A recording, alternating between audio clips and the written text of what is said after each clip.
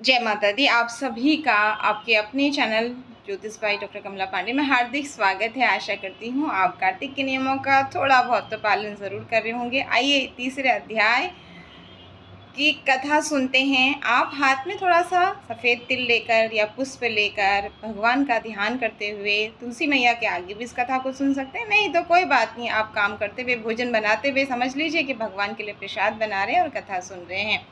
लेकिन सुनिए ज़रूर, अपने प्रियजनों को सुनाइए ज़रूर। जब हम मिल बांट करके किसी काम को करते हैं, एक साथ अगर हम धक्का लगाते तो बड़े से बड़े भारी बोझ को हम हटा सकते हैं। तो इस महीने में आइए मिल करके हम अपने पाप रूपी बोझ को धक्का देते हैं और हल्के हो जाते हैं प्रभु के चरणों में जाकर के। अब सीधे कथा की तरफ चलते हैं। तीसरा अध्याय। सत्यभामा ने कहा, हे प्रभु, आप तो सभी काल में व्यापक हैं और सभी काल आपके आगे एक समान है। फिर यह कार्तिक का जो महीना है सभी महीनों में श्रेष्ठ क्यों है? आप सब तिथियों में एकादशी और सभी महीनों में कार्तिक को अपना प्रिय क्यों कहते हैं? इसका कारण बताइए। भगवान श्री कृष्ण ने कहा, हे भामिनी, तुमने बहुत ही अच्छा प्रश्न किया है। मैं तुम्हें इसका उत्तर देता हूँ, ध्यान से सुनो। महाराज बेन के पुत्र राजा पृथु ने प्रश्न किया देवर्षि नारद से।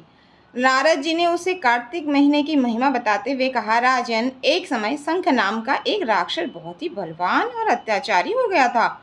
उसके अत्याचारों से तीनों लोकों में त्राही त्राही मच गई। उस शंखासुर ने स्वर्ग में निवास करने वाले देवताओं पर विजय प्राप्त कर इंद्रादि देवताओं और लोकपालों के अधिकार को भी छीन लिया। उससे भयभीत होकर सभी देवता अपने परिवार के सदस्यों के साथ सुमेरु पर्वत की गुफाओं में बहुत दिनों तक छिपे रहे। उसके बाद वे निश्चिंत होकर सुमेरु पर्वत की गुफाओं में रहने लगे।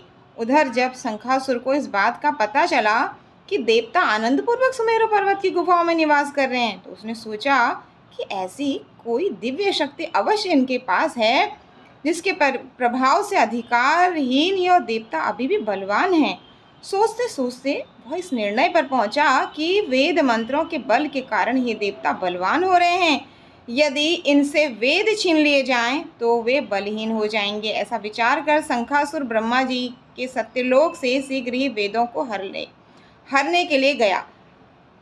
जब वो वेदों को हरने के लिए जा रहा था तो उसके चुंगल से वेद भाग निकले और जल में समा गए। शंखासुर ने वेद मंत्र और बीज मंत्रों को ढूंढते हुए सागर में प्रवेश किया, परंतु न तो उसको वेद मंत्र मिले न ही बीज मंत्र मिले। जब शंखासुर सागर से निराश होकर वापस लौटा तो उस समय ब्रह्मा जी पूजा की सामग्री लेकर सभी देवताओं के साथ भगवान विष्णु की शरण में पहुंचे और भगवान को गहरी निद्रा से जगाने के लिए गाने बजाने लगे और धूप गंध आदि से बारंबार उनका पूजन करने लगे।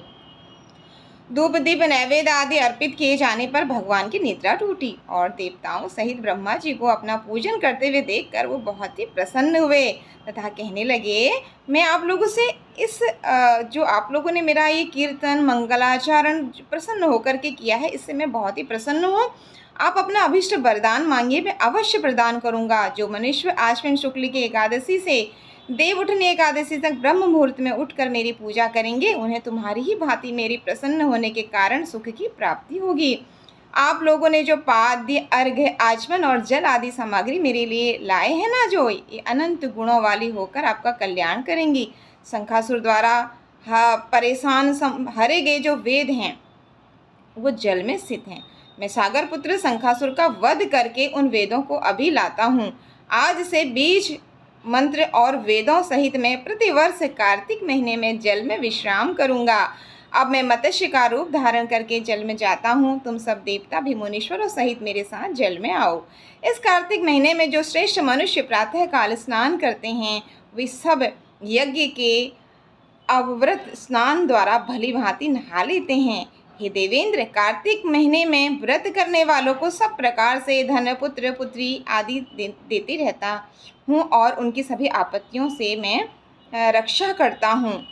धनपति कुबेर, मेरी आज्ञा के अनुसार तुम उनके धन धान्य की वृद्धि करना, क्योंकि इस प्रकार का आचरण करने वाला मनुष्य मेरा रूप धारण करके जीवन मुक्त हो जाता है। जो मनुष्य जन्म से लेकर मृत्यु पर्यंत विधि पूर्वक इस उत्तम व्रत को करता है वह आप लोगों का भी पूजनीय है। कार्तिक शुक्ल की एकादशी तिथि को तुम लोगों ने मुझे जगाया है, इसीलिए यह तिथि मेरे लिए अत्यंत प्रीतिदायिनी और माननीय है। ये देवताओं, यह दोनों व्रत नियम पूर्वक करने से मनुष्य मेरा सानिध्य प्राप्त कर लेते हैं। इन व्रतों को करने से जो फल मिलता है वह अन्य किसी व्रत से नहीं मिलता। अतः प्रत्येक मनुष्य को सुखी और निरोग रहने के लिए कार्तिक महात्म्य और एकादशी की कथा सुनते हुए इन नियमों का पालन करना चाहिए।